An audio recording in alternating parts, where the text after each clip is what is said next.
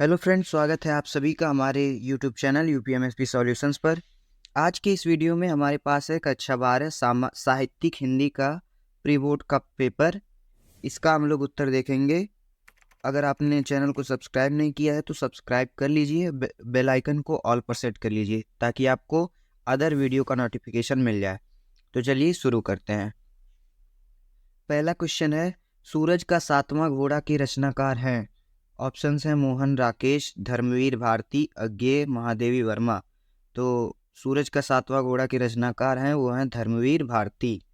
अंडे के छिलके किस रचना की विधि है?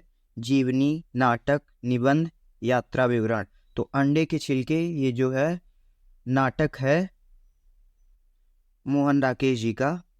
थर्ड क्वेश्चन है, अष्टयाम रचना के लेखक हैं जटमल, नाभादास, विट्ठलदास, राम प्रसाद, निरंजनी।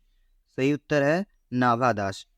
चौथा क्वेश्चन है, निम्नलिखित में से कौन सी रचना उपन्यास नहीं है?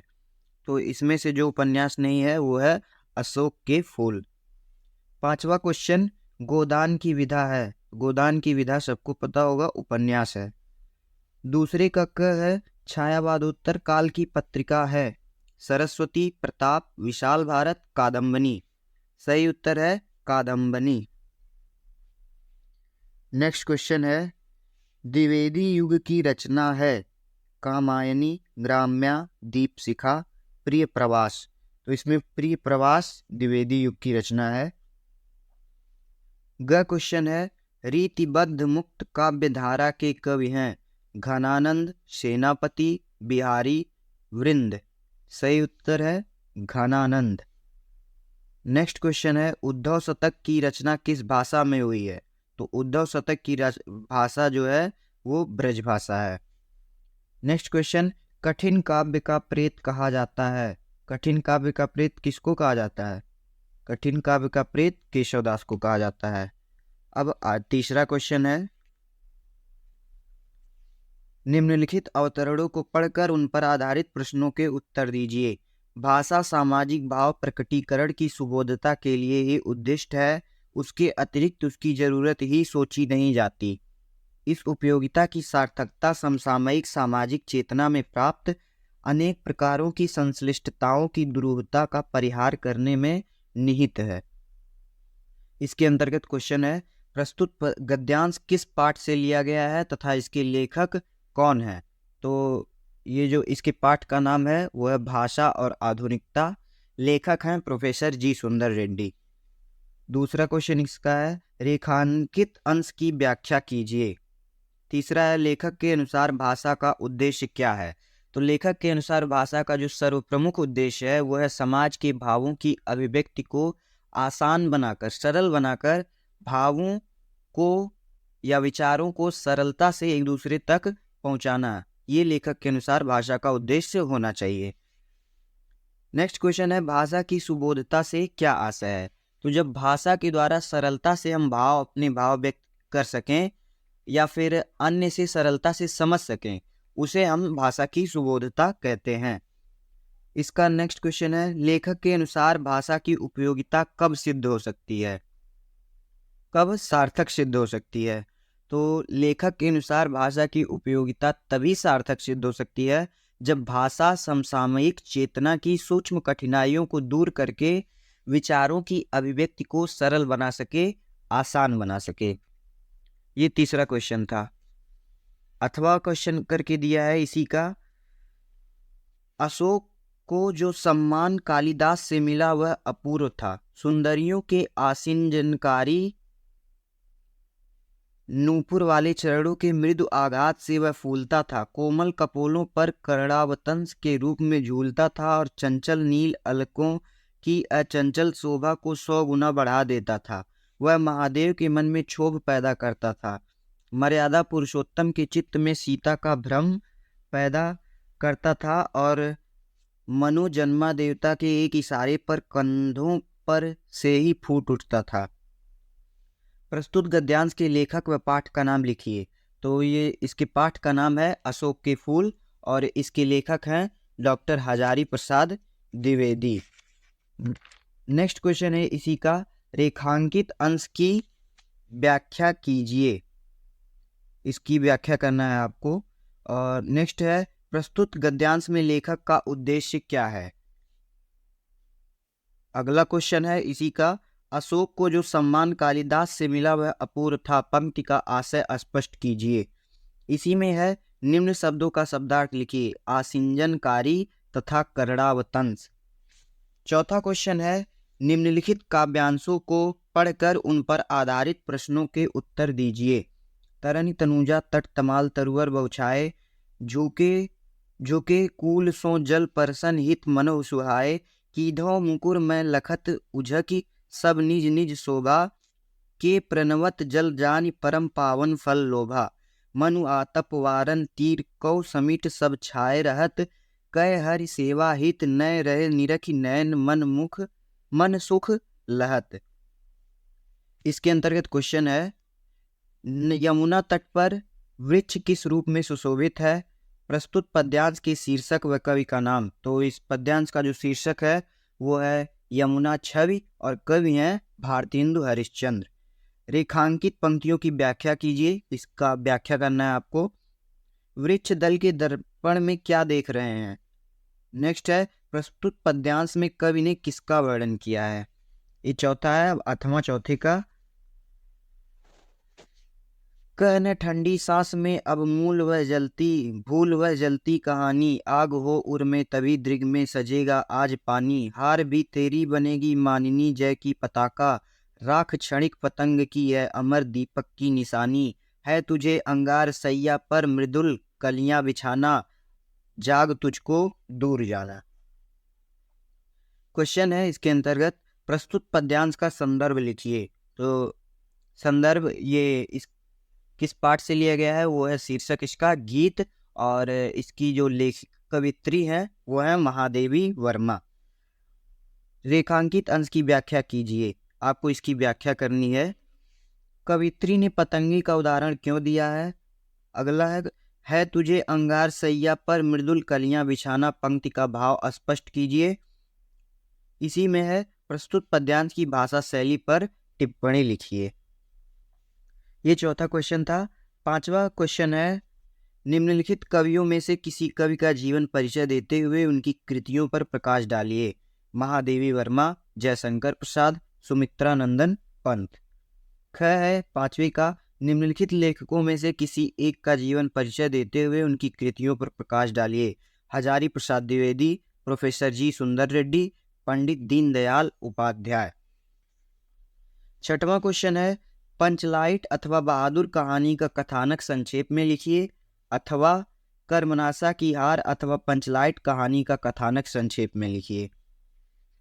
सातवां क्वेश्चन, निम्नलिखित खंडकाव्यों में से स्वपठित खंडकाव्य के आधार पर किसी एक प्रश्न का उत्तर दीजिए।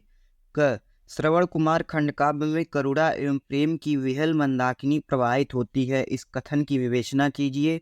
अथवा श्रवण कुमार खंडकाव्य की शीर्षक की सार्थकता को स्पष्ट कीजिए। ख है, मुक्ति यज्ञ नाटक के कथानक की विशेषताएं लिखिए, अथवा मुक्ति यज्ञ नाटक के शीर्षक की सार्थकता पर प्रकाश डालिए। ग है, त्यागपथी खंडकाव्य की विशेषताओं का मूल्यांकन कीजिए, अथवा खंडकाव्य की विशेषताओं के आधार पर त्यागपथी का मूल्यांकन कीजिए। घ, कर्ण के चरित्र में ऐसे कौन कौन से गुण हैं जो उसे महामानव की कोटि तक उठा देते हैं, रश्मिरथी खंडकाव्य के आधार पर स्पष्ट कीजिए। अथवा है घ का ही, रश्मिरथी खंडकाव्य के प्रथम सर्ग का कथासार अपने शब्दों में लिखिए। इसी में अगला है, सत्य की जीत खंडकाव्य की कथा की मुख्य घटनाओं को अपने शब्दों में लिखिए, अथवा सत्य की जीत खंडकाव्य के आधार पर द्रौपदी का चरित्र चित्रण कीजिए। च है, आलोक वृत्त खंडकाव्य के प्रधान पात्र की चारित्रिक विशेषताओं पर प्रकाश डालिए, इसमें से कोई एक आपको करना है। अथवा है इसी का, आलोक वृत्त खंडकाव्य का सारांश अपने शब्दों में लिखिए। इतने क्वेश्चंस में से सातवें के कोई एक करना है। नेक्स्ट क्वेश्चन है आठवां। क, निम्नलिखित अवतरणों का संदर्भ सहित हिंदी में अनुवाद कीजिए। सुखार्थिनः कुतो विद्या, कुतो विद्यार्थिनः सुखम, सुखार्थी वा त्यजे त्यजेद विद्याम विद्यार्थी व त्यजेत सुखम। सुखार्थिनः कुतो विद्या। सुखार्थिनः मतलब होता है सुख चाहने वाला, यानी सुख चाहने वाले को विद्या कहाँ। कुतो विद्यार्थिनः सुखम, विद्यार्थिनः मतलब होता है विद्या प्राप्त करने वाला। सुखार्थिनः कुतो विद्या, कुतो विद्यार्थिनः सुखम। सुख चाहने वाले को विद्या कहाँ तथा विद्या चाहने वाले को सुख कहाँ। सुखार्थी व त्यजित विद्या, सुख की इच्छा रखने वाले को विद्या त्याग देना चाहिए। त्यजित मतलब होता है त्याग देना चाहिए। त्यजित विद्या विद्यार्थी व त्यजित सुखम, और विद्या की इच्छा रखने वाले को सुख त्याग देना चाहिए। यानी सुख चाहने वाले को विद्या कहाँ तथा विद्या चाहने वाले को सुख कहाँ, और सुख की इच्छा रखने वाले को विद्या त्याग देना चाहिए, विद्या की इच्छा रखने वाले को सुख त्याग देना चाहिए। यही इसका अनुवाद है। अथवा है इसी में प्रस्तरेषु च रम्येषु विविधा कानन द्रुमा वायु वेग प्रचलिता पुष्पैर विकिरन्ति गाम। ये एक हो ही गया, ये आप लोग देख लीजिएगा। ख है गद्य से गुरु विरजानंदोपि कुशाग्र बुद्धिमिमं दयानंदम त्रिणी वर्षाणि। इसका भी आपको संदर्भ सहित लिखना है। तो ये इसके पाठ का नाम है वो है महर्षि दयानंद। फिर अथवा करके जो दिया है महामना विद्वान वक्ता धार्मिको नेता पटु पत्रकारश्चासीत परमस्य सर्वोच्च गुण जन सेववै आसीत यत्र कुत्रापि अयम जनान दुखितान। ये आपका इस महामना मालवीय पाठ से लिया गया है। आगे बढ़ते हैं। 9वां क्वेश्चन, निम्नलिखित प्रश्नों में से किन्हीं दो प्रश्नों के उत्तर संस्कृत में दीजिए। गौतम बुद्धस्य सिद्धांता के आसन दुर्योधन का आसीत। तो दुर्योधन कः आसीत, दुर्योधन धृतराष्ट्रस्य पुत्रः आसीत। विरजानंदः कस्य गुरु आसीत, विरजानंदः महर्षेः दयानंदस्य गुरु आसीत। श्री मालवीयस्य पितुः किम नाम अस्ति, पंडित व्रजनाथ मालवीय इनके पिता का नाम था। 10वां है हास्य अथवा वीर रस की परिभाषा उदाहरण सहित लिखिए। ख चौपाई अथवा सोरठा छंद का लक्षण उदाहरण सहित लिखिए। अनुप्रास अथवा यमक अलंकार की परिभाषा उदाहरण सहित लिखिए। 10वां क्वेश्चन था। 11वां क्वेश्चन, निम्नलिखित में से किसी एक विषय पर अपनी भाषा शैली में निबंध लिखिए। जल संकट से जूझता मानव, इंटरनेट की दुनिया, लोकतंत्र में मीडिया की भूमिका, यदि मैं प्रधानाचार्य होता। इनमें से किसी एक पर आपको निबंध लिखना है। 12वीं का क सज्जन का संधि विच्छेद है शत प्लस जन, सद प्लस जन, जन, सज्ज प्लस न, सज्ज जन। इसका सही है फर्स्ट ऑप्शन सत प्लस जन। नायक का संधि विच्छेद है न प्लस अक, फर्स्ट ऑप्शन। पौधन अक की संधि है पावक। ख है, ख का पहला नीलांबुजम में समास है। तो नीलांबुजम में है वो है कर्मधारय समास। नीलोत्पलम में विग्रह है, तो नीलोत्पलम में कर्मधारय होगा। 13वें के क सरित्सु शब्द है, रूप है सरित शब्द के, ये है सप्तमी विभक्ति बहुवचन का सरित्सु शब्द। याम शब्द रूप है यत जो का, प्रथमा विभक्ति द्विवचन, पंचमी विभक्ति एक वचन, द्वितीय विभक्ति एक वचन, द्वितीय विभक्ति बहुवचन। तो याम शब्द जो है वो है द्वितीय विभक्ति एक वचन का रूप है। ख है अतिष्ठाव अथवा पाश्यामय किस धातु लकार का पुरुष तथा वचन का रूप है।